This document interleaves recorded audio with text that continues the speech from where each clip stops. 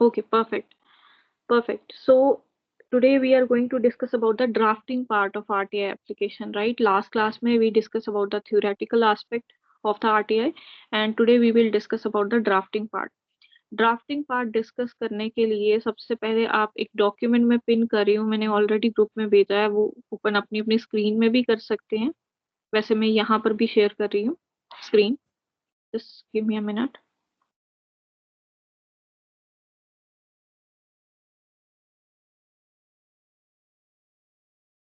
Okay, so ये AI से generate हुआ है, बट मैंने इसको क्रॉस चेक कर लिया, सो डोंट वरी कि ये ठीक है या नहीं है। ठीक है, so let's discuss this thing. इसमें जो ड्राफ्टिंग भी है, ऑलरेडी मैंने कुछ आरटीआई जो है आपके साथ शेयर भी की हैं। कुछ पुराने स्टूडेंट्स की हैं जिन्होंने आरटीआई लगाई, देन उसके बाद फर्स्ट अपील लगाई और उनको जवाब भी मिले उन आरटीआई के। We will discuss that also, but पहले ये जो थोड़ा सा एक डॉक्यूमेंट है ये डिस्कस कर लेते हैं। So right to information act 2005 empower citizen to seek information from public authorities. जैसे डेफिनेशन लास्ट टाइम क्लियर हो गई थी कि पब्लिक अथॉरिटीज में कौन आता है। कोई भी पब्लिक अथॉरिटी से you can ask any information. It promotes transparency and accountability in governance as budding legal professionals understanding how to draft an effective RTI application is essential, क्योंकि being a lawyer आपको बहुत बार RTI लगानी पड़ सकती है। Maybe you are going to file a public interest litigation, तो आपको information नहीं मिल रही है जितनी रिक्वायर्ड है, आप आरटीआई लगाएंगे। रिट पिटीशन के दौरान आपको कोई इन्फॉर्मेशन चाहिए जो आपके क्लाइंट के पास नहीं है, you will file an RTI application. तो एज एन एडवोकेट हमें आरटीआई बहुत बार फाइल करनी पड़ सकती है। So an RTA application must be clear, concise, formatted correctly. So below are the steps. First is your basic structure. Top पे I will show you the actual RTA application as well, but before that let's discuss this कि किस तरह से क्या क्या content क्या होगा. So write application under the Right to Information Act 2005. Top पे plain page में A4 size page लेना है आपको. तो टॉप पे यू हैव टू राइट, क्या आपको टाइप करना है, application under right to information act 2005। अब अपनी बीइंग एन एप्लीकेंट आपको अपनी डिटेल डालनी है। Suppose if Mrinal you are an applicant, you are going to file an RTI application, और Deepa if you are going to file an RTI application, you are applicant, right. Being an applicant आपको अपनी detail डालनी है। उसमें आपको क्या क्या डालना है, एक चीज और बता दूं, एक से ज्यादा भी एप्लीकेंट्स हो सकते हैं। Suppose Mrinal and Deepa, you both can be the applicant in one RTI application, right. चार पांच बच्चे भी एक साथ मिलके एक आरटीआई लगा सकते हैं। उसमें आपको क्या क्या डालना है, you have to mention your name, your full name, your address. Address आपको पूरा कंप्लीट एड्रेस डालना है, which includes your house number, lane number, your area pin code, आपको स्टेट, आपकी डिस्ट्रिक्ट का नाम, तहसील का नाम, मतलब फुल एड्रेस। सो दैट आपको जो इन्फॉर्मेशन है जब वो रिप्लाई आपको दें तो वो आपके एग्जैक्ट एड्रेस में पहुंच जाए। ठीक है, पूरा address, house number, lane number, tehsil, district, village, post office, आपका पिन कोड पूरा। Then you have to mention your contact information, it may be your email ID, official email ID, और आपका कॉन्टेक्ट जो फोन नंबर है वो आप वहां डाल सकते हैं। देन आपको पब्लिक अथॉरिटी की डिटेल देनी है, name and designation of a public information officer. So ऐसा नहीं है आपको नाम नहीं पता होता है। सबसे पहले एक चीज बता दूं, जब भी आप आरटीआई फाइल करेंगे तो it will be like to the public information officer, जो यहाँ पे लिखा हुआ है यही लिखेंगे, टू द पीआईओ और पब्लिक इंफॉर्मेशन ऑफिसर। तो एवरी टाइम आपको पता नहीं होता है कि what may be the name of this public information officer. For example, where are you from Mrinal? Mumbai ma'am. Mumbai. And what about you Deepa, आप कहाँ से हैं बेटा?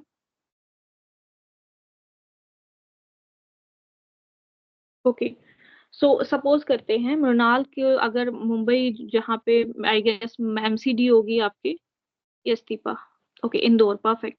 सो आपको अपने एमसीडी में जो मृणाल की एग्जांपल लेते हैं, मुंबई में जो म्युनिसिपल कॉरपोरेशन होगी मुंबई की, राइट, वहां पे एक आरटीआई लगानी है। अब मृणाल को नहीं पता कि वहां का जो पब्लिक इंफॉर्मेशन ऑफिसर है उस म्युनिसिपैलिटी का, उस एरिया का जहाँ पे उनको आरटीआई लगानी है, उसका नाम क्या है। ठीक है, तो she just need to write to the public information officer. आपको नाम लिखने की जरूरत नहीं है उसकी, to the public information officer आपको ऐसे एड्रेस करना है। उसके बाद आपको वो पब्लिक अथॉरिटी का नाम लिखना है। जैसे मृणाल, आपको मुंबई की वहाँ पे म्युनिसिपैलिटी जो आपके एरिया की, उसको क्या कहते हैं? जैसे मैं यहाँ JNK में हूँ, इस टाइम जम्मू डिस्ट्रिक्ट में, it will be called as Jammu municipal corporation. Navi Mumbai municipal corporation. Okay, so suppose करते हैं, because municipal corporation comes under the definition of public authority, तो आपको नवी मुंबई में जो म्युनिसिपल कॉर्पोरेशन है उसका स्ट्रीट लाइटिंग के बारे में पूछना है और ड्रेनेज सिस्टम के बारे में पूछना है। तो आप लिखोगे to the public information officer, Navi Mumbai municipal corporation, Mumbai, मतलब जो आपका डिस्ट्रिक्ट है, देन आपका पिन कोड उस एरिया का। अंडरस्टूड दीपा, मृणाल, यहाँ तक कोई डाउट है? No ma'am.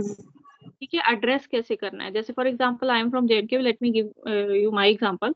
अगर जैसे मैं कर रही हूँ कि to the public information of, पहले मैंने टॉप पे लिखा A4 पेज में, application under application under right to information act 2005, then my name as an applicant Meenu Pada, applicant लिख के Meenu Pada, then my complete residential address, उसके बाद कॉन्टेक्ट नंबर, देन मैं एड्रेसी को लिखूंगी to the public information officer Jammu municipal corporation, district का नाम, then मेरा पिन कोड यहाँ इस एरिया का।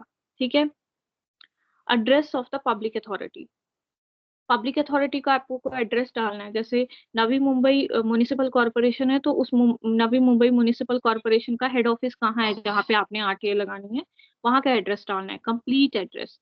ठीक है, जैसे मैं जम्मू म्युनिसिपल कॉर्पोरेशन में अगर लिख रही हूँ, या दीपा इंदौर में लिख रही हैं, तो इंदौर के जिस एरिया में वो म्युनिसिपैलिटी में लिख रहे हो, तो आपको पूरा एड्रेस डालना है जहाँ उनका ऑफिस है, जो आपको इजिली गूगल करके मिल जाएगा उनकी ऑफिशियल वेबसाइट में। अब सब्जेक्ट में आएगा clearly mention the purpose. Purpose is request for information under the RTI act, information under the right to information act 2005। दादा आपको बहुत ज्यादा डिटेल में लिखने की जरूरत नहीं है what is your subject, you just need to mention request for information under the right to information act 2005। इसको बहुत कंसाइज प्रिसाइज रखना है। ठीक है, अब जो मेन पार्ट आता है, that is a content of the application, कि what you are seeking from the public authority, क्योंकि आपको क्वेश्चन पूछने हैं उनसे कि मुझे, सपोज करते हैं म्युनिसिपैलिटी की एग्जांपल लेते हैं, तो म्युनिसिपैलिटी से फर्स्ट आपको मुझे अगर पूछना है, तो मैं पहले पूछूंगी स्ट्रीट लाइटिंग जो मेरे एरिया का है उसका स्टेटस दीजिए मुझे, कितना पैसा जो है फंडिंग स्ट्रीट लाइटिंग की रिपेयरिंग के लिए या उनको लगाने के लिए आया हुआ है ना, और कितना यूटिलाइज हुआ है, कब तक स्ट्रीट लाइटिंग का काम कंप्लीट हो गया। तो ये सारे कंटेंट होंगे मेरे एप्लीकेशन के। तो अब जो मेन पार्ट आता है वो यही पार्ट आता है किसी भी RTI का। State that you are seeking information under the RTI act, ये आपने लिख लिया है ऊपर सब्जेक्ट में। नाउ लिस्ट योर क्वेश्चन और request for information in numbered points, जैसे 1 2 3 4 5 6, जितने भी क्वेश्चन है उनको नंबरिंग कीजिए। Keep your question specific, objective and time bound. अब फॉर एग्जाम्पल, अब टाइम बाउंड कैसे? जैसे मैं कह रही हूँ कि मुझे अपने एरिया का, सपोज करते हैं रूरल एरिया में जो सड़क है वो नहीं बनी है, तो मुझे उसकी इंफॉर्मेशन चाहिए कि इस सड़क के बनने के लिए कितना पैसा आया और कितना यूटिलाइज हुआ है। ठीक है, और कब तक ये सड़क खत्म हो जाएगी, तो टाइम बाउंड, मतलब I have to, if you I am seeking any record, suppose करते हैं मैं पब्लिक अथॉरिटी से रिकॉर्ड मांग रही हूँ कि मुझे पिछले 5 साल का रिकॉर्ड चाहिए कि आपके यहाँ पे कितने वर्कर्स काम करते हैं। तो जब मैं लिख रही हूँ कि मुझे चाहिए कि कितने वर्कर्स काम करते हैं, तो मेरे को टाइम फ्रे वहां पे बताना पड़ेगा, मतलब मुझे 2 साल का रिकॉर्ड चाहिए कि आपके यहाँ पे कितने वर्कर्स काम किए हैं। या सपोज करते हैं मैंने एक RTA लगाई थी जिसमें मैंने इंफॉर्मेशन मांगी थी फीमेल कॉन्ट्रेक्चुअल एम्प्लॉय जो हैं या फीमेल परमानेंट एम्प्लॉय हैं, उनको कितनों को जो पेड लीव मिली है। ठीक है, मैटरनिटी बेनिफिट एक्ट में कितनी पेड लीव मिली है, तो मुझे वो स्पेसिफाई करना पड़ेगा कि मुझे कितनी देर का डेटा चाहिए। मुझे 1 साल का डेटा चाहिए, 1 महीने का डेटा चाहिए, 2 साल का डेटा चाहिए, 5 साल का डेटा चाहिए। ठीक है, so you have to keep your question time bound, कि मुझे 5 साल का डेटा चाहिए कि आपके डिपार्टमेंट में कितनी कॉन्ट्रेक्चुअल वुमेन वर्कर पिछले 5 साल से काम की हैं। अंडरस्टूड, यहाँ तक कोई doubt? Okay, so no ma'am. Declaration, perfect. State that you are a citizen, Indian citizen, क्योंकि RTI का जो राइट है that is available to Indian citizen only, तो ये डेक्लेरेशन, आपको एक डेक्लेरेशन क्लॉज लिखना होता है RTI में, वो मैं अभी आपको दिखाऊंगी कैसा दिखता है। उसमें you are an Indian citizen mention under the right to information act. ठीक है, fee payment, mention the attach fee mode of payment 10 rupees in most cases. RTI की जो फीस है वो 10 रुपए ही है, लेकिन अब ऐसा नहीं है कि 10 रुपीज का नोट जो है आपको चिपकाना है उसके साथ, आरटीआई के साथ। उसका मोड ऑफ पेमेंट क्या होगा, it may be in DD format. Suppose 10 रुपए का डीडी बना दिया पोस्ट ऑफिस से, या फिर पोस्टल ऑर्डर खरीद लिया, जो सबसे ज्यादा किया जाता है ऑफलाइन आरटीआई में, कि जो पोस्ट ऑफिस में आप आरटीआई डालने जा रहे हो, वहां पे ही आप डीडी 10 रुपए का खरीद के उसके साथ अटैच कर लेते हो अपनी आरटीआई एप्लीकेशन के साथ। या दूसरे केस में अगर ऑनलाइन आरटीआई फाइल कर रहे हो, तो वहां पे मोड ऑफ पेमेंट दिए होती है, लाइक ये यूपीआई आईडीज दी होती हैं, क्रेडिट कार्ड, डेबिट कार्ड। वो सारा मोड ऑफ पेमेंट जो है आपको मेंशन करना है कि आपने 10 रुपए की फीस में पे कर दी है और यहाँ अटैच की है, और मोड ऑफ पेमेंट आपका ये है। ठीक है, डीडी है, पोस्टल ऑर्डर है, चेक है, यूपीआई से आपने पेमेंट किया, जो भी रहेगा आपका। लास्ट में सिग्नेचर होगा at the end of the application. Now how to frame question, ये बहुत इंपॉर्टेंट है, क्योंकि मेन आरटीआई का तो चलो एड्रेस ही आपको पता चल गया, मैंने अपने म्युनिसिपैलिटी को करना है या पंचायत को करना है या पीएम ऑफिस को करना है, नीचे से लेके ऊपर तक जितना भी आपने जहां पर भी पब्लिक अथॉरिटीज को करना है। लेकिन you have to understand how to draft the question, right. For example, मैं पूछ रही हूँ कि आपके कितने वर्कर यहाँ पे काम करते हैं म्युनिसिपैलिटी में ही, ठीक है।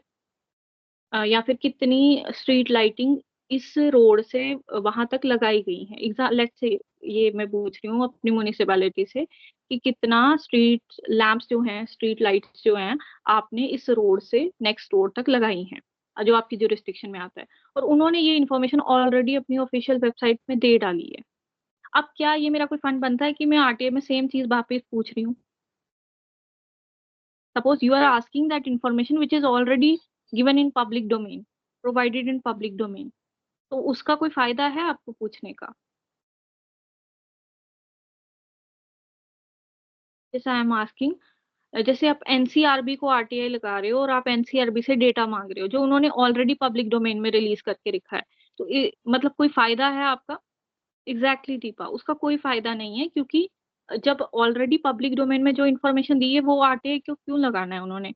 वो आपको 30 दिन का टाइम भी आपका, yes it has already been established, तो उन्होंने अपने ऑलरेडी रिलीज करके रखी है वो इन्फॉर्मेशन, उसका कोई फायदा?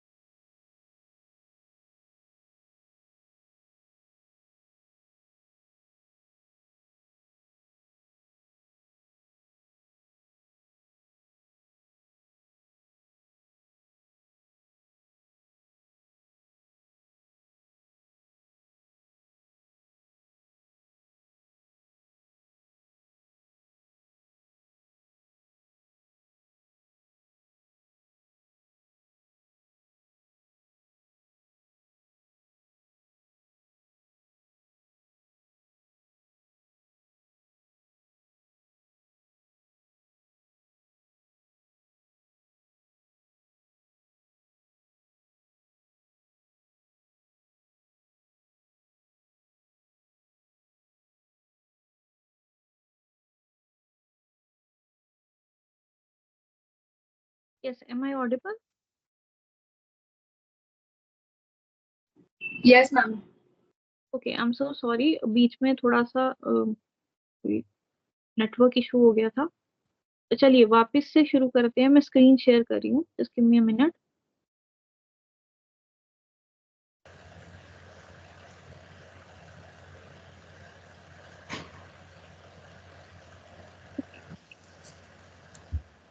हेलो।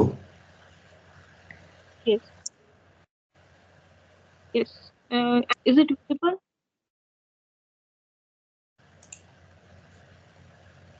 बताइए, विजिबल है सबको?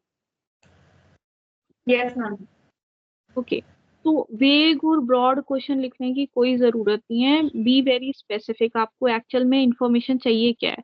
हाउ टू फ्रेम क्वेश्चन पढ़ रहे हैं हम, उसी को कंटिन्यू करते हैं। Avoid opinion based question, ask for facts और रिकॉर्ड्स ओनली। क्योंकि ओपिनियन तो आप मांगोगे तो वो जो आपको पब्लिक इंफॉर्मेशन ऑफिसर है वो अपनी ओपिनियन नहीं देगा, वो आपका क्वेश्चन जो है वो वेस्ट जाएगा और he will not going to provide you his opinion, right? तो RTI में you have to be very specific, ask for facts or records only. For example, if you are asking for record कि मुझे 5 साल में कितने आपके यहाँ contractual worker काम किए हैं आपके डिपार्टमेंट में, उनकी डिटेल चाहिए, तो ask for the record only, don't ask for any opinion. Mention time frame, if applicable specify the period for which you need the information. जैसे मैंने एग्जांपल के तौर पे दिया, हालांकि यहाँ भी एग्जांपल है कि अगर आप, मैंने जो आरटीए लगाई थी मैटरनिटी बेनिफिट एक्ट के अंदर लगाई थी, तो उसमें मैंने फीमेल कॉन्ट्रेक्चुअल एम्प्लॉय उनके कितनी वर्कर हैं उस डिपार्टमेंट में, वो इन्फॉर्मेशन मांगी थी। तो अब फीमेल डिपार्टमेंट कितना पुराना है, तो उसकी इंफॉर्मेशन जो है ऐसे नहीं मांगनी है, आपको लिखना है मुझे 5 साल की इंफॉर्मेशन चाहिए, मुझे 1 साल की इंफॉर्मेशन चाहिए कि आपके यहाँ पे 1 साल में कितने कॉन्ट्रेक्चुअल वुमेन वर्कर काम की है, या मुझे ये इंफॉर्मेशन चाहिए कि पिछले 5 साल में आपके यहाँ पे कितने कॉन्ट्रेक्चुअल वुमेन वर्कर काम की हैं। ठीक है, ये चीज समझ आ रही है बेटा आपको मैं क्या बोलने की कोशिश कर रही हूँ? Specify the period for which you need the information. 5 साल का डेटा, 10 साल का डेटा चाहिए, 1 साल का डेटा चाहिए, 1 महीने का डेटा चाहिए, ये आपको टाइम मेंशन करना पड़ेगा, क्योंकि अदरवाइज वो वेग सी लगेगी आरटीआई ना। अंडरस्टूड? एग्जाम्पल से समझते हैं। Why did the authority fail to implement the scheme? अब this is a wrong way. What is the correct way? Provide the record, और yes Amar, good evening Amar. So we ये डिस्कस कर लेते हैं, उसके बाद अगर कोई डाउट हो तो Amar please feel free to ask. Wrong is why did the authority fail to implement the scheme. मतलब मोस्टली ज्यादातर लोग यही लिखते हैं आरटीआई में ना कि अथॉरिटी अपनी स्कीम प्रॉपरली इम्प्लीमेंट क्यों नहीं करी। सपोज करते हैं ग्राम सड़क योजना है, ये बेटी बचाओ बेटी पढ़ाओ करके एक स्कीम है, तो अगर मैं सपोज करते हैं अपने डिस्ट्रिक्ट का इन्फॉर्मेशन मांग रही हूँ, तो मैं पीआईओ को लिख रही हूँ, डीसी ऑफिस में जो डिस्ट्रिक्ट ऑफिस में पीआईओ है उनको लिख रही हूँ क्यों अथॉरिटी फेल हुई है स्कीम इम्प्लीमेंट करने में। But the correct way to write draft this question is provide the records or the documents showing steps taken to implement the scheme in location ABC between so and so date, starting date और end date। अब इसमें वो जो है, अब why did the authority fail to implement the scheme? They will not going to provide you the information। वो क्यों अपने अगेंस्ट बोलेंगे? लेकिन यहाँ जब आप इस तरह का क्वेश्चन ड्राफ्ट करोगे तो अब उनको इन्फॉर्मेशन देनी ही पड़ेगी, क्योंकि आपने रिकॉर्ड मांगे हैं कि आपने अभी तक, सपोज करते हैं जैसे ये वाला एक्ट है, पॉश एक्ट है, जिसमें पॉश एक्ट में क्या होता है कि कोई भी वर्क प्लेस में इंटरनल कमिटी बनाई जाती है ताकि उस वर्क प्लेस में जो सेक्सुअल हरासमेंट के केसेस है उससे डील कर सके। अब मैं सपोज करती हूँ किसी में वर्क प्लेस को लिख रही हूँ, किसी सरकारी वर्क प्लेस के लिख रही हूँ कि why you have not constituted the internal committee, तो will they provide me the information कि क्यों, हमने क्या रीजन थे कि हमने अभी तक नहीं कॉन्स्टिट्यूट की इंटरनल कमेटी अपने वर्क प्लेस में। इसका जो सही क्वेश्चन होगा वो क्या होगा अगर मैं आप लोगों से पूछूं? सपोज करते हैं मैं, हर एक वर्क प्लेस में ये मैंडेटरी है, ठीक है, हर एक वर्क प्लेस में ये मैंडेटरी है। कोई और एक्ट लेते हैं, जैसे मैटरनिटी बेनिफिट एक्ट है, हर एक वर्क प्लेस में जो उनकी वर्क फीमेल वर्कर हैं उनको मैटरनिटी के दौरान उनको पेड लीव देनी होती है। तो सपोज कहते हैं मेरे पास कोई client I as a lawyer and she told me कि मैम मेरे वर्क प्लेस में ना मुझे पेड लीव नहीं मिली, मैटरनिटी लीव के दौरान पेड नहीं, कुछ पेमेंट नहीं मिली। तो अब what will be the correct question that I can ask from that work place and get the details? Anyone? या आपने मेरी क्लाइंट को फीस क्यों, पैसे क्यों नहीं दिए?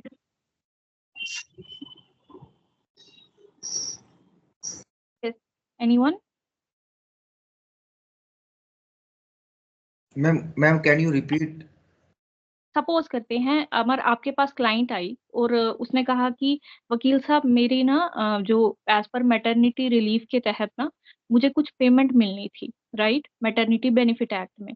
आपको भी पता है कि कोई भी जब मदर, कोई भी जो लेडी है जब प्रेग्नेंट होती है तो उस दौरान उसको एक तो लीव मिलती है, ऊपर से पेड लीव मिलती है, ठीक है, this is yes just an example. अब वहां पे वो क्लाइंट कह रही है कि मेरे को नहीं, अब आप क्योंकि उसके पास कोई सॉलिड वो नहीं है, प्रूफ नहीं है, तो आपने सोचा as a lawyer you have to file an RTI on her behalf, right? अब अथॉरिटी को आप किस तरह का क्वेश्चन पूछोगे कि why did you not provided the maternity benefit to my client? Is it the right question to But ask? if we ask them, so they as the workplace is gonna say कि we did provide it with. But if you want to cross question them, so the one of the question is gonna be like, how many of your past female colleagues were given the maternity leave? Absolutely, absolutely. If I will ask them कि why did you not provided the maternity benefit to my client, namely so and so, right? Wife of so and so. तो वो कहेंगे कि दे में उसमें, हालांकि अगर वो डिनाई करते हैं इस चीज पे तो वो फंस जाते हैं। इसमें आरटीआई में कंप्लेंट का प्रोविजन भी है, उस पीआईओ पे जो मिसलीडिंग इन्फॉर्मेशन या फॉल्स इन्फॉर्मेशन देता है तो वो उस पे कंप्लेंट भी हो जाती है। लेकिन दूसरे केस में क्या है कि they are not going to provide, नील करके आपको आंसर दे देंगे, या फिर मे बी कहें कि वे क्वेश्चन फॉर्म्ड, कि मतलब हमें समझ नहीं आया। But the right way to ask the question is provide the record or document showing the benefits that has been provided to the female worker from 2023 to 2024 during maternity leave, right? This can be a good question ना। मतलब आप इतने से इतने time का, suppose करते हैं 23 में अगर मेरी क्लाइंट जो है उसने मैटरनिटी लीव ली है तो उसको उसी दौरान बेनिफिट मिलने थे, तो मैं 2023 से 2024 तक का डेटा मांग रही हूँ। उसमें मेरे को सारी रिकॉर्ड्स मिल जाएंगे और मेरी क्लाइंट का भी रिकॉर्ड उसमें होगा। अगर उसमें शो हुआ तो अब रिकॉर्ड में तो वो डिनाई नहीं कर सकते ना, they have to provide the record. तो वो सारे रिकॉर्ड आ जाएंगे जिसमें मेरी क्लाइंट का भी रिकॉर्ड होगा, जिसमें क्लियरली शो हो जाएगा कि मेरी क्लाइंट क्या उन्होंने पेमेंट दी है या नहीं दी है। ठीक है, ये यहाँ तक कोई डाउट? आप प्राइवेट प्राइवेट कंपनीज भी एप्लीकेबल होती है क्या हर जगह ये मैटरनिटी बेनिफिट? प्राइवेट को भी मिलता है मैटरनिटी बेनिफिट, लेकिन यहाँ पर हम क्योंकि आरटीआई के परव्यू में हम बात करें तो हमने पब्लिक अथॉरिटी पे ही कॉन्सेंट्रेट करना है। मतलब any authority that comes under the definition of public authority, यानी कि आर्टिकल 12 जो है स्टेट की डेफिनेशन है। Yes ma'am. मतलब कोई भी बॉडी फॉर्म की है, सपोज करते सरकारी विभाग को ही हमने यहाँ पे फोकस करना है। ठीक है, यस तो मैम। ठीक है ना, तो कोई भी सपोज करते हैं कोई डिपार्टमेंट है, रूरल डेवलपमेंट डिपार्टमेंट है, वहां पे मेरी क्लाइंट लगी थी तो उसको वहां पे मैटरनिटी लीव के दौरान पेड लीव नहीं मिली। अब मैं वो उस साल का उसकी रिकॉर्ड्स मांगूंगी, ना कि मैं ये पूछूंगी कि तुम लोगों ने मेरी क्लाइंट को फीस क्यों नहीं दी, पेड फी क्यों नहीं, पेड लीव क्यों नहीं दी। ठीक है, तो if same happen in private company then? That is their own policies ना, प्राइवेट कंपनी की कुछ अपनी पॉलिसी। हालांकि मैटरनिटी बेनिफिट एक्ट जो है दैट सेज कि you have to provide the paid leave, वो तो देनी ही पड़ती है। प्राइवेट कंपनी के केस में क्या होता है कि आप उसका जो है आरटीआई तो लगा सकते हैं ऑफ कोर्स, क्योंकि प्राइवेट कंपनी भी होगी अगर वो किसी तरह से गवर्नमेंट से अटैच है। Suppose if they are, private company की एग्जांपल दीजिए, जैसे मैम मैकडोनल्ड की लेते हैं, है ना। हाँ मैम। मैकडोनल्ड में अगर सपोज करते हैं कोई पेड लीव नहीं मिली है तो they must have their own policies, उनकी खुद की पॉलिसी होंगी। लेकिन ये एक्ट जो है ये सब पे लागू होता है, एनी वर्क प्लेस आई हाँ, गेस। रेपुटेटेड कंपनी जो होती है प्राइवेट कंपनी वो तो एप्लीकेबल करती है, लेकिन बहुत सारी जो न्यू न्यू कंपनी आई है प्राइवेट कंपनी वो ज़्यादातर मतलब इसमें नहीं रहते हैं, नहीं देते हैं। But we have to check कि क्या मैटरनिटी बेनिफिट जो अमेंडमेंट एक्ट है 2017 का, क्या hmm, needs to be amended by the private company as well. मतलब क्या क्राइटेरिया है, अगर छोटी छोटी कंपनियां भी हैं और सपोज वहां कोई फीमेल वर्कर है और उनको वो नहीं दे रहे, तो ऐसे में क्या मैटरनिटी बेनिफिट उन पे भी लागू होता है? तो हमें दैट, थोड़ा स्टडी करना होगा थोड़ा इसके है ना, लिए। इसको समझना पड़ेगा। जैसे लेबर लॉ है तो लेबर लॉ मोस्टली सारे ही जितने भी यूनिट्स हैं उनमें लागू होता है। तो क्या एक इस इंडस्ट्री पे लेबर लॉ चलता है तो वो उस एक्ट में लिखा होगा। हम्म। Yes ma'am. तो मतलब भी आप कभी आरटीआई लगाओ तो जिस सब्जेक्ट पे आप आरटीआई लगा रहे हो उसकी थोड़ी स्टडी जरूर करना, क्योंकि उससे क्या होगा, आपके क्वेश्चन बहुत अच्छे से फ्रेम हो जाएंगे। सो जैसे आपने अभी यही देखो मैटरनिटी की बात की, तो कितना सही पॉइंट निकला कि सपोज करते हैं, चलिए ये बड़ी कंपनी है, मैकडोनल्ड है, केएफसी है, लेकिन what about the other company जो न्यूली फॉर्म्ड है, अब वहां के केस में क्या वो पेड देती हैं? और देती हैं तो क्या वो उतना देती हैं जो मैटरनिटी बेनिफिट एक्ट में प्रोवाइड किया गया है? इसे तो देखना होगा मैम, इसे स्टडी करूंगा मैं। एग्जैक्ट, जब भी आरटीए लगानी है, जिस सब्जेक्ट पे आरटीए लगा रहे हो उसको थोड़ा स्टडी कर लो, so that you can ask frame question perfect. चलिए सैंपल पढ़ते हैं। Yes ma'am. चलिए, to the public information officer, तो सबसे पहले टू, जैसे हम एप्लीकेशन लिखते हैं कोई भी, to the public information officer. अब पब्लिक अथॉरिटी का नाम, जैसे जे म्यूनिसिपैलिटी की एग्जांपल ले लेते हैं। जैसे मैं यहाँ पे म्यूनिसिपैलिटी एग्जांपल लेती हूँ, जम्मू म्यूनिसिपल कॉर्पोरेशन, या डीएमसी एग्जांपल ले लेते हैं, दिल्ली म्यूनिसिपल कॉर्पोरेशन। ठीक है, to the public information officer, Delhi municipal corporation. अब डीएमसी का जो एड्रेस है, पूरा कंप्लीट एड्रेस, उनका हेड ऑफिस कहाँ पे है, पिन कोड वहाँ का पूरा, कॉन्टेक्ट नंबर, ऑफिशियल वेबसाइट, सब कुछ एड्रेस मुझे यहाँ पे डालना है। सब्जेक्ट में आ गया application under the right to information act 2005, बस इतना ही सब्जेक्ट लिखना है और ज्यादा कुछ नहीं। Then dear sir oblique madam. अब एप्लीकेंट के बारे में, यानी कि मैं कौन हूँ, क्योंकि I am filing the RTI application ना, तो I have to give details about me, like who am I Meenu Pada, a citizen of India, request the following information under the right to information act।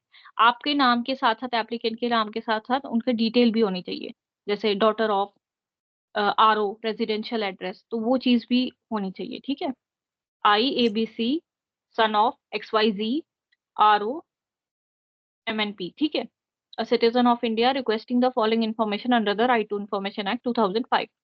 पहला, provide the details of specific information required. तो आपको suppose करते हैं details चाहिए आपकी street lighting की, municipality में लगा रहे हैं, तो सपोज करते हैं ड्रेनेज का डिटेल चाहिए, स्ट्रीट लाइटिंग का डिटेल, और म्यूनिसिपैलिटी में क्या क्या आता है, क्लीनिंग का डिटेल चाहिए, कि लेन नंबर 4 जो है उसका डिटेल चाहिए। Provide the details of street lighting. क्या क्वेश्चन होगा अगर हमें स्ट्रीट लाइटिंग का डिटेल्स मांगना है, कि कितनी स्ट्रीट लाइट लगी हैं उस लेन में, number of street light, provide the details of number of street lights, what, and how many working condition, कितने वर्किंग कंडीशन में है वो भी तो उनके क्वेश्चन, लिए। वो सेकंड क्वेश्चन आएगा अमर। पहले हम नंबर ऑफ स्ट्रीट लाइट पूछेंगे, फिर वर्किंग कंडीशन में कितनी है, फिर जो वर्किंग कंडीशन में नहीं है उनका कितने टाइम पीरियड के अंदर जो है वो अ, अ, मतलब वो कर दिया जाएगा, उसको स्टार्ट हो जाएगा, ठीक कर दिया जाएगा। और इस तरह के क्वेश्चन ये होते हैं। पहले details number of street lights installed in lane number 4 for example, situated in ward number so and so of area this. आप समझ रहे हैं, पूरी स्पेसिफिक डिटेल लिखनी है, लेन नंबर 4 कौन से एरिया की, ward number 2 of area ABC. ठीक है, ठीक है, इसको आप समझ रहे हैं ना। दिल्ली का अगर डीएमसी को मैं लिख रही हूँ, तो दिल्ली का कोई एरिया एग्जांपल आपने स्ट्रीट लाइटिंग का पूछ रहे हो कि उस लेन में कितनी स्ट्रीट लाइट लगी हैं, तो उस लेन का नंबर, किस वार्ड में वो लेन आती है, उसके बाद किस एरिया में वो पूरा आता है। जैसे रोहिणी है दिल्ली में, तो रोहिणी की कौन सी लेन का, कौन से वार्ड का एरिया, वो आप स्ट्रीट लाइटिंग का कंडीशंस पूछ रहे हो। Understood? You are getting what I am trying to say? Yes ma'am. बाकियों को, अमर और हैं क्लास में बच्चे? Yes, ma'am. Okay, Mrunal, Deepa, I hope आप भी हैं। तो आपको समझ आ रही है मैं क्या कहने की कोशिश कर रही हूँ, कि आपको पूरा स्पेसिफिक डिटेल्स लिखनी है उस एरिया। ऐसा नहीं है provide the details of the street light lamps installed in lane number 4। अब वो कहेंगे लेन नंबर कौन सा, दिल्ली तो बहुत बड़ा है भाई, लेन नंबर 4 कौन से एरिया की, कौन से वार्ड की। ठीक है, okay. Second is share the certified copy of specific document और रिपोर्ट। फॉर एग्जाम्पल, आपको पता चला है कि कोई डॉक्यूमेंट है जिसमें इनको टाइम पीरियड दिया था कि पूरे एरिया में स्ट्रीट लैंप्स लगाने हैं। ठीक है, अब वो आप सर्टिफाइड कॉपी मांग रहे हो उस पर्टिकुलर रिपोर्ट की, या उस पर्टिकुलर डॉक्यूमेंट की, जिसमें ये स्पेसिफाई किया था, या फिर कोई टेंडर निकला था ये स्ट्रीट लैंप्स लगाने के लिए पूरे एरिया में, तो आपको पता है कि टेंडर निकला था बट अभी तक जो है वो स्ट्रीट लैंप लगी नहीं है, तो आप उसकी सर्टिफाइड कॉपी मांग रहे हो, क्योंकि वो जब कॉपी मांगोगे तो आपको उस डॉक्यूमेंट में पता चल जाएगा कि कितना टाइम इन लोगों को दिया था, कितना पैसा दिया था। है ना, टेंडर निकलते हैं ना कि स्ट्रीट लैंप के लिए टेंडर निकलेंगे कि आप इस एरिया में स्ट्रीट लैंप लगाने के लिए कोई कंपनी टेंडर भरेगी तो वो लगाएगी वहां पे, है ना। तो ये अब टॉपिक अलग अलग हो सकता है, लेकिन आप प्लीज करेक्ट समझने की कोशिश करिए मैं क्या कर रही हूँ, कि आपको कोई डॉक्यूमेंट पता है या कोई रिपोर्ट पता है जो सरकार ने पब्लिक नहीं की है, आप उसकी सीधे सर्टिफाइड कॉपी मांग सकते हो। ठीक है, चलिए। Provide record example specific detail expenses action taken. अब ये वही क्वेश्चन है जो मैं पहले इससे बोल रही थी, कि जैसे सपोज कहते हैं रूरल डेवलपमेंट डिपार्टमेंट है, उनका काम है गांव में सड़कें जो हैं वो प्रॉपर बनाना, ठीक है। अब सपोज कहते हैं कोई सड़क कंस्ट्रक्ट नहीं हुई है प्रॉपरली, कच्ची सड़क है, टूटी फूटी सड़क है, लेकिन ग्राम सड़क योजना जो है, this is a scheme initiated by government of India, तो उनके तहत जो है मैं ये मांग सकती हूँ कि जो ग्राम सड़क योजना के तहत स्कीम के तहत इस एरिया के लिए कितने पैसे आए थे। क्या, अच्छा अमर आपके पास डॉक्यूमेंट नहीं है, आप पहले ये पढ़ लें, then I will send. I hope ये दिख रहा है आपको, आप ये पढ़ लें, अच्छा, फिर मैं आपको वापस वो सारे डॉक्यूमेंट, क्योंकि शायद आपने लेट ज्वाइन किया है ग्रुप, तो मैं फिर यस से मैम। वो डॉक्यूमेंट फॉरवर्ड कर दूंगी, ठीक है। तो ओके मैम। तो एग्जाम्पल के तौर पे लेते हैं, ग्राम सड़क योजना करके स्कीम है, तो उस स्कीम के तहत जो है हर एक रोड कंस्ट्रक्ट होना चाहिए था उस एरिया का, रूरल एरिया का। तो मैं अगर उस एरिया में इंफॉर्मेशन मांग रही हूँ तो मैं रिकॉर्ड मांगूंगी कि कितने एक्सपेंसेस जो हैं, कितना पैसा फॉर एग्जांपल इस स्कीम के तहत इस रोड की कंस्ट्रक्शन के लिए आया था। मुझे सर्टिफाइड कॉपी चाहिए उस डिटेल की, उस डॉक्यूमेंट की, उस रिपोर्ट की, ठीक है। और क्या एक्शन इस जो डॉक्यूमेंट इशू हुआ था, आपको सपोज करते हैं कोई आपको एक टाइम पीरियड दिया था कि इस टाइम पीरियड के अंदर ये रोड कंस्ट्रक्ट होनी चाहिए, वो डॉक्यूमेंट भी मैंने मांग लिया, और क्या एक्शन आप लोगों ने इस रोड की कंस्ट्रक्शन के लिए अभी तक लिया है उसकी डिटेल दीजिए, कितना खर्चा अभी तक इस रोड में लगा है, ठीक है ना, कितना खर्चा अभी तक दिया गया है सरकार द्वारा आपको। आप समझ रहे हैं, ठीक है। रिकॉर्ड डिटेल्स, आपको वेग से क्वेश्चन नहीं पूछना ये रोड अभी तक क्यों नहीं बनी। You don't need to ask why this road has not been constructed till date under the Pradhan Mantri Gram Sadak Yojana. Instead, what you can ask, yes, one by one, एक साथ एक एक करके बताइए, why this road has not been constructed under Pradhan Mantri Gram Sadak Yojana. ये सही question है, please tell me. Ma'am detail ma'am ले सकते हैं कि कितना का फंडिंग आया था, कितना यूज हुआ, कौन सा मटेरियल यूज हुआ, ये सब। And what about other student. Amar you are right, आप इनमें डिटेल मांग सकते हो, ये नहीं पूछोगे आप क्यों नहीं बनी, वो नहीं बताएंगे आपको क्यों नहीं बनी। Yes ma'am. इंस्टेड आप अपना पर्पस फुलफिल करिए, आप सारी इंफॉर्मेशन निकलवा दीजिए, जो सरकारी इंफॉर्मेशन है, डिटेल, कितने पैसे आए, कितने खर्च हुए, डॉक्यूमेंट दीजिए जो इस स्कीम से रिलेटेड आपको इशू हुए हैं, कितना टाइम पीरियड लगा था, किन किन को टेंडर निकाले हैं, समझ रहे हो आप, सारा ऑफिशियल इंफॉर्मेशन जो उन्होंने ऑन रिकॉर्ड वैसे नहीं डाला है। मैम मुझे लगता है कि जितना भी स्कीम वगैरह होती है अलॉट या रोड वगैरह एक डिस्ट्रिक्ट में ना, ऐसा होना चाहिए कि जितने भी आईएएस ऑफिसर है, एसीडीसी है, वो लोग को पब्लिक को अवेयर करने के लिए और जानने के लिए एक पोर्टल होना चाहिए ऑनलाइन, और उसमें सारा डिटेल अपलोड होना चाहिए ताकि ट्रांसपेरेंसी, एक अकाउंटेबिलिटी बना रहे गवर्नमेंट में। एग्जैक्टली अमर, और उसी के लिए आरटीआई पोर्टल है भी है, हर एक स्टेट का अपना आरटीआई पोर्टल होता है, हर एक मैम आरटीआई का मैम जान ही रहे, रिप्लाई नहीं आना, और कैसे मतलब गवर्नमेंट ऑफिशियल उसको टालते जाते हैं। राइट। ये एक प्रैक्टिकल चीज है अमर, ये आपने बिल्कुल सही बोला कि इसमें क्या होता है कि पोर्टल तो उन्होंने बना दिए, बोल दिया आपको आरटीआई एक्ट है, लेकिन अब सपोज करते हैं एक लॉ स्टूडेंट या फिर एक लॉयर जो है वो तो ड्राफ्ट कर लेगा RTI, but what about the other person. एक गांव में एक सपोज करते हैं एक बुजुर्ग आदमी है, वो आरटीआई लगाना चाहता है, बट वो इतना पढ़ा लिखा नहीं है, इनफैक्ट पढ़ा लिखा है लेकिन फिर भी डिटेल्स उसको नहीं समझ आएंगी कि मैं आरटीआई ड्राफ्ट कैसे करूँ, कैसे मैं इनसे इन्फॉर्मेशन मांगू, क्या क्या इन्फॉर्मेशन मांगू इनसे, है ना। तो ये आप सही बोल रहे हो कि ये एक उनको इनिशिएटिव हर एक डिस्ट्रिक्ट लेवल पे करना चाहिए, कि क्योंकि पब्लिक डोमेन में पहले ही इंफॉर्मेशन सारी दे दें, बट जो नहीं देते हैं उनके लिए आरटीआई प्रोविजन है बिल्कुल, यस मैम। ना। Okay, what about other students? What you can ask instead ki why this road has not been constructed till date under Pradhan Mantri Gram Sadak Yojana? Anyone?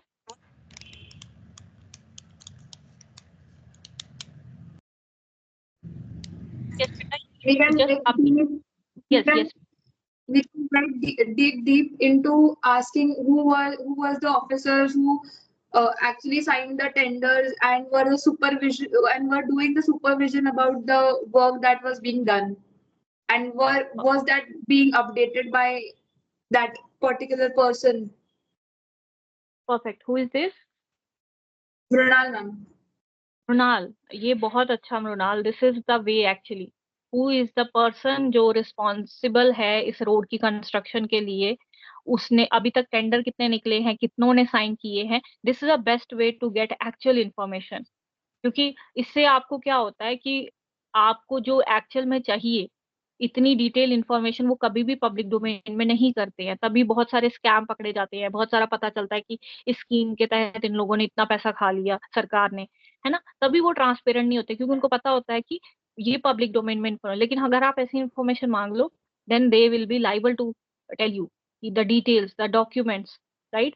They can't say कि no, we can't provide you the tender notice, we can provide, क्योंकि ये public, ये RTI act बोलता है ये you have to provide it. It is not a confidential information कि तुम लोग आर्म फोर्सेस में कोई ऐसी इन्फॉर्मेशन है कि तुम लोगों को कॉन्फिडेंशियल रखनी है, ये तो देनी ही पड़ेगी लोगों को. Very good. मतलब अब आपको समझ आ गया है कि क्वेश्चन में पूछना क्या है. ठीक है, ये बहुत इंपॉर्टेंट है, क्योंकि आरटीआई अदरवाइज आपकी वेस्ट जाएगी. आप 30 दिन वेट भी करते रहो, वो कुछ नहीं मिलेगा आपको. ठीक है, so this is the best way to ask question. Okay, so अब ये डिक्लेरेशन क्लॉज आ गया है ये फी पेमेंट का, कि I am enclosing the application fees of 10 via Indian postal order और ऑनलाइन पेमेंट और डिमांड ड्राफ्ट. अब आपने जिस भी वे से दी है, वो पोस्टल ऑर्डर 10 रुपए का पोस्ट ऑफिस से खरीद लो, ऑनलाइन पेमेंट दे दो जैसे यूपीआई वगैरह, क्रेडिट डेबिट कार्ड या डीडी बना के दे दो. वो आपने वहां पे मेंशन करना है कि मैंने एनक्लोज कर दी है 10 रुपए की फीस. अगर आप नहीं करेंगे, आपकी आरटीआई उन्होंने रद्द कर देनी है. ठीक है.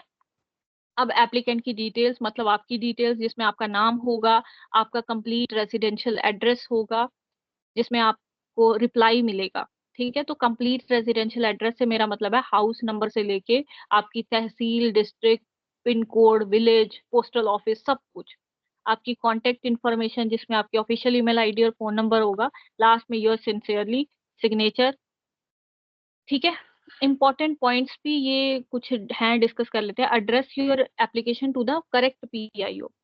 अब करेक्ट पीआईओ कैसे पता चलेगा? सपोज करते हैं आपको नहीं पता कि जहां पर मैंने जो मुझे इन्फॉर्मेशन चाहिए वो मुझे कौन से डिपार्टमेंट से मिलेगी. दिस में भी ये हो सकता है कभी कभी. Am I right? मतलब I was not aware when I was in my 4th और 5th year of LLB. I filed few RTIs, लेकिन मुझे नहीं पता था कि कौन सा डिपार्टमेंट डील करता है इस तरह की इन्फॉर्मेशन से. Maybe you are bit confuse कि मैं तहसीलदार ऑफिस में लगाऊं या डीसी ऑफिस में लगाऊं ये आरटीआई. तो ऐसे केस में what you can do? Anyone? Ma'am state information commission के पास लगा सकते यस हैं. Yes Amar please. हाँ जी, क्या बोल रहे हो? मैम स्टेट इंफॉर्मेशन कमीशन के पास अपील कर सकते हैं. वो अपील हो गई ना, पहले डायरेक्ट आप स्टेट इंफॉर्मेशन कमीशन के पास नहीं जाओगे. इट इज अ हाँ. Second appeal that you can file before the SIC. Yes yes ma'am. आपको पहले तो अपने पीआईओ के पास ही जाना पड़ेगा, लेकिन आपको नहीं रिस्पेक्टिव. पता है. फॉर एग्जाम्पल आपको इंफॉर्मेशन चाहिए कोई, कौन सी इंफॉर्मेशन मांगे? कोई बेटी बचाओ बेटी पढ़ाओ स्कीम के रिगार्डिंग इंफॉर्मेशन चाहिए, या फिर कोई स्कॉलरशिप स्कीम की इंफॉर्मेशन चाहिए. ठीक है, सपोज आपके कॉलेज के लिए आपको स्कॉलरशिप स्कीम की इंफॉर्मेशन चाहिए कि कितने बच्चों को अभी तक ये स्कॉलरशिप मिली है हमारी स्टेट में, कितनों को नहीं मिली, क्या क्राइटेरिया है इसका, और डिनाई किस वजह से अभी तक हुई है, या मुझे पूरी डिटेल चाहिए. तो उसमें आपको नहीं पता कि who can be the correct department for getting this information. ऐसे केस में what you can do?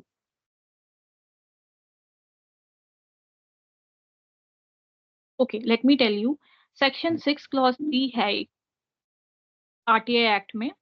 Section 6 clause 3, वो मैं अभी आरटीआई जब आपको शो कराऊंगी, I will show you, then you guys have to draft one RTI, right.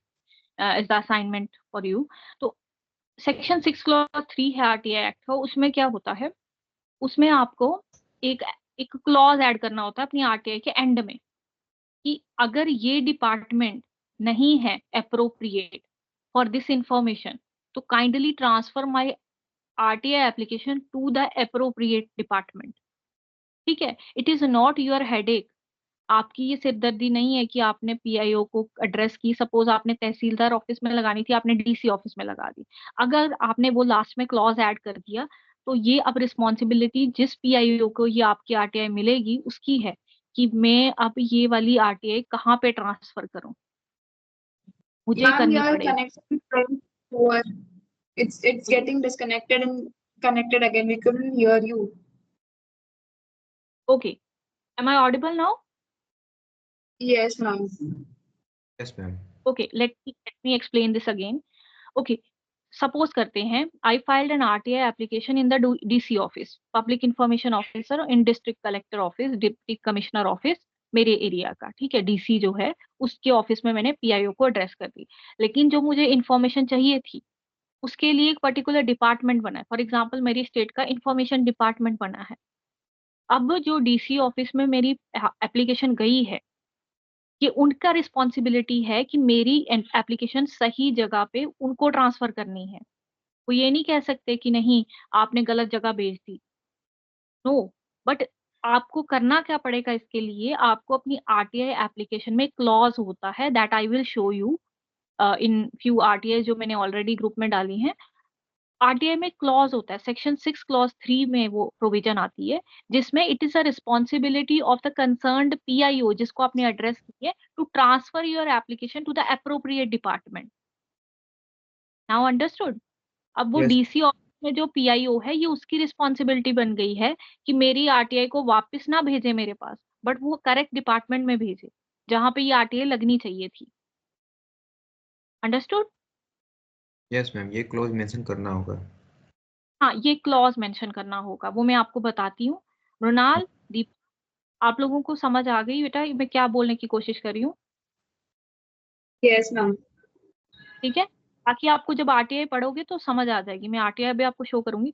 Attach the, okay, use simple and formal language, keep it as simple as you can, don't use fancy language, ठीक है, वो नहीं तो PIO को नहीं समझ आएगी हर बार। Attach the required fee as per the state और सेंट्रल रूल, 10 रुपए की ज्यादातर फीस होती है। Submit the application via post, by hand और ऑनलाइन। अच्छा, आप पोस्ट के थ्रू भेज सकते हो, स्पीड पोस्ट कर दी, रजिस्टरी कर दी, या बाय हैंड आप सीधे डिपार्टमेंट में चले जाओ और वहां के पीआईओ जो ऑफिस होगा वहां पे बाय हैंड दे दो, रिसिप्ट ले लो। या आप ऑनलाइन भी, जहां पर ऑनलाइन आप एप्लीकेबल है, सपोज ऑनलाइन पोर्टल बना है तो वहां ऑनलाइन जमा करा दो, ठीक है। टाइम फ्रेम और फी क्या है, 30 दिन के अंदर they have to provide you the information, right. For example what date is today, 22nd, right. 22nd of January को आपने फाइल की आरटीआई, नाउ कल से उनका टाइम शुरू हो जाएगा, the moment they will receive it, उनका टाइम शुरू हो जाएगा, उससे 30 डेज के अंदर they have to provide you the information, ठीक है। 48 hours in life and liberty are involve, तो कुछ ऐसे केसेस होते हैं जहाँ पे जान का कुछ मसला होता है, या लिबर्टी, कुछ फ्रीडम के इश्यूज होते हैं, जैसे कस्टडी का मैटर है, कस्टडी में ले लिया है किसी को लेकिन कोई इन्फॉर्मेशन नहीं दे रहे, तो उस केस में you can file an RTI और they have to respond within 48 hours, ठीक है। 10 रुपए की फीस होगी। एडिशनल चार्जेस लगते हैं फोटो कॉपीज के, रिकॉर्ड के। फॉर एग्जाम्पल आप 10 रुपए से नहीं छूट सकते, आप 5 साल का रिकॉर्ड मंगा रहे हो और आप अब कह रहे हो कि 5 साल का, और उसमें 1000 पेज आपको इशू करने हैं डिपार्टमेंट ने, ठीक है, आप सारा ऑथेंटिक इन्फॉर्मेशन मांग रहे हो और आपको 1000 पेज जो है, तो वो पर पेज को चार्ज करेंगे आपसे अलग से, कि ठीक है हम आपको प्रोवाइड कर देते हैं but kindly provide the fees, additional fees, photo copies के और रिकॉर्ड्स के। ओके, तो दिस इज अ टास्क जो मैं आपको अभी दूंगी। Draft, you have to draft an application on any of the following topic. First is details of fund allocated for infrastructure and development in your city, इनमें से कोई भी टॉपिक चूज कर लो। Second is step taken by the local municipality और corporation to tackle air pollution in your city, keep it in your city, मतलब इंदौर है, मुंबई है, देहरादून है, झारखंड है, कोई भी है, अपनी सिटी का ही इंफॉर्मेशन मांगना है आपने। और state of your passport application with the regional passport office, status अपना पासपोर्ट का वो करना है। तो इन 3 टॉपिक्स में आप कोई भी चूज कर सकते हैं और आपको आरटीआई ड्राफ्ट करनी है। अब ये आप पे है कि कौन सा टॉपिक चूज करना है। After drafting we will review the application and discuss your feedback, ठीक है? ओके। मैम स्टेट अथॉरिटी से मांग सकते हैं ना इन्फॉर्मेशन? हाँ, स्टेट से बिल्कुल मांग सकते हैं। स्टेट, एनी स्टेट अथॉरिटी और सेंट्रल अथॉरिटी, मतलब मैम आप स्टेट का भी पीआईओ, स्टेट के भी पीआईओ होते हैं क्या? हर जगह होते हैं पीआईओ। एक डिस्ट्रिक्ट लेवल पे होते हैं कि स्टेट लेवल के होते हैं ना? नहीं, हर एक डिपार्टमेंट में होंगे। जैसे अच्छा। फॉर एग्जांपल आपने डिस्ट्रिक्ट लेवल पे इंफॉर्मेशन मांगी है तो डिस्ट्रिक्ट लेवल पे होगे। सपोज करते हैं कोई डिपार्टमेंट लीजिए, जैसे फॉरेस्ट डिपार्टमेंट है, तो आपको फॉरेस्ट डिपार्टमेंट के एक पर्टिकुलर डिस्ट्रिक्ट की इंफॉर्मेशन मांगी है तो डिस्ट्रिक्ट लेवल पे होगा फॉरेस्ट डिपार्टमेंट का, और स्टेट लेवल पे भी होगा। तो हम्म। मतलब हर एक लेवल पे उन्होंने एक एक्स ऑफिशियो ऑफिस होता है पीआईओ का, they have to provide you the information, it is their responsibility under the RTI act, ठीक है? मैम ये जो इसे मैं टाइप करके पीडीएफ ऑनलाइन में सेंड भी कर सकता हूँ या फिर डायरेक्ट वहाँ पर कॉलम दिया रहता है वहाँ टाइप भी कर सकते हैं? देखिए, ऑनलाइन में तो कॉलन दिए होंगे, आपका क्वेश्चन वाला एक कॉलन होगा जहाँ पे आपको अपने क्वेश्चन ड्राफ्ट करने हैं, मतलब हम्म। टाइप ही करने हैं। ऐसे आपको A4 साइज का पेपर लेना है और उस पे प्रिंट आउट निकालना है, पहले अपने लैपटॉप में टाइप करके फिर अपना प्रिंट आउट निकालना है आपको A4 साइज में, हम्म। ठीक है ना? सोच रहा हूँ एक माइनिंग अथॉरिटी से मांगा जाए, स्टेट पोल्यूशन कंट्रोल बोर्ड से, और माइनिंग अथॉरिटी जो स्टेट के होते हैं। बिल्कुल बिल्कुल अमर, इस दौरान आप इस कोर्स के दौरान आप आरटीआई एक्चुअल में लगा सकते हो।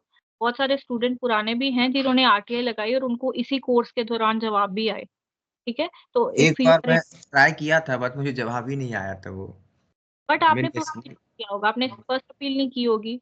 अगर मोस्टली आरटीआई में रिप्लाई कभी कभी नहीं आते हैं तो ऐसा नहीं है कि वहां पे रुक जाना है। कीप इट, हम्म। मतलब उसको आगे फर्स्ट अपील में चाहिए, फिर सेकंड अपील में चाहिए। कल की क्लास है उसमें मैंने फर्स्ट अपील और सेकंड अपील बताई है। लास्ट जो है सेंट्रल इंफॉर्मेशन कमीशन, जहाँ पे अब फाइनल अपील होती है दिल्ली में। सेकेंड अपील तो मैम एसआईसी में होता है मैम, फर्स्ट अपील में रिस्पेक्टिव अथॉरिटी कौन सी होती है?